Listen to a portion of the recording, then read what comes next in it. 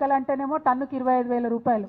కానీ మోడీ లెక్కలు కాదు, మనం మామూలు లెక్కలు తీసుకున్నా కూడా టన్నుకు 5,000 పట్టుకున్నా కూడా ఒక్కొక్క కార్మికుడు సింగరేణిలో రోజుకు 30,000 రూపాయలు సంపాదించి తెలంగాణకు ఉల్టా ఇచ్చేటటువంటి పరిస్థితి ఉంటుంది.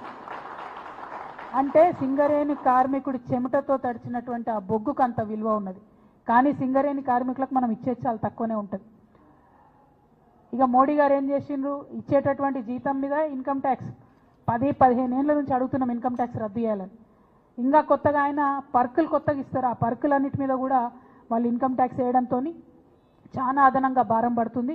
నేను భారతీయ జనతా పార్టీని డిమాండ్ చేస్తూ ఉన్నా, సింగరేణిలో ఎంప్లాయీస్కి వచ్చేటటువంటి పర్క్స్ ఏవైతే ఉంటాయో వాటి మీద ఇన్కమ్ ట్యాక్స్ తక్షణమే రద్దు చేయాలి.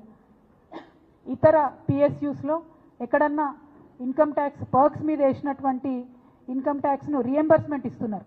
ఒక్క మన సింగరేణిలోనే కార్మికులకు రియంబర్స్మెంట్ ఇస్తలేరు. ఆ రియంబర్స్మెంట్ ఇవ్వవలసిందిగా కూడా నేను ప్రభుత్వాన్ని డిమాండ్ చేస్తున్నా. వాటి కోసం ఖచ్చితంగా పోరాటం కూడా చేస్తాం. మరి హెచ్ఎంఎస్ కానీ రియాజ్ అహ్మద్ గారి గురించి చెప్పాలంటే, హెచ్ఎంఎస్ అనేటటువంటిది సుభాష్ చంద్రబోస్ గారు పెట్టినటువంటి సంస్థ, ఇప్పటిది కాదు అప్పటిది కాదు.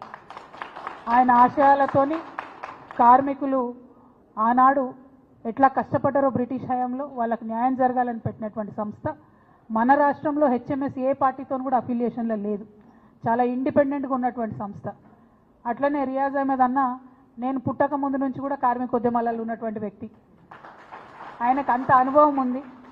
సెంట్రల్ వేజ్ బోర్డు మెంబర్గా ఉంటూ అనేక అంశాలలో కొట్లాడి మన సింగరేణి కార్మికులకైతే న్యాయం చేసినటువంటి వ్యక్తి. ప్రతిసారి దీపావళి బోనస్ వస్తే ఫైటర్ లెక్క అక్కడ కొట్లాడి ఎక్కువ బోనస్ని తీసుకొచ్చేటటువంటి వ్యక్తి. మరి ఆయన ఒకటి కాదు రెండు కాదు, గ్రౌండ్ లెవెల్లో అనేక ఉద్యమాలు చేశాడు.